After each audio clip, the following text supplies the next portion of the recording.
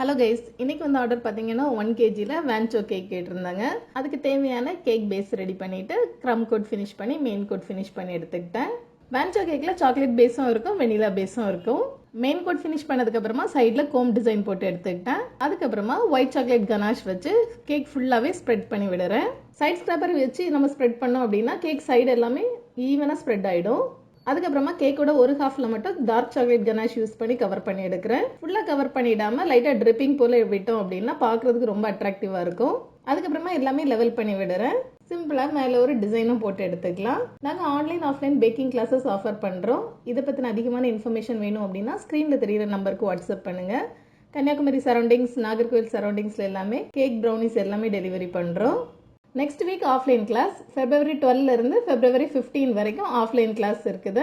உங்களுக்கு online class சேர விருப்பம் இருந்தது அப்படின்னா ஆன்லைன் அப்டேட்ஸ்க்காக சேனலை சப்ஸ்கிரைப் பண்ணிக்கோங்க.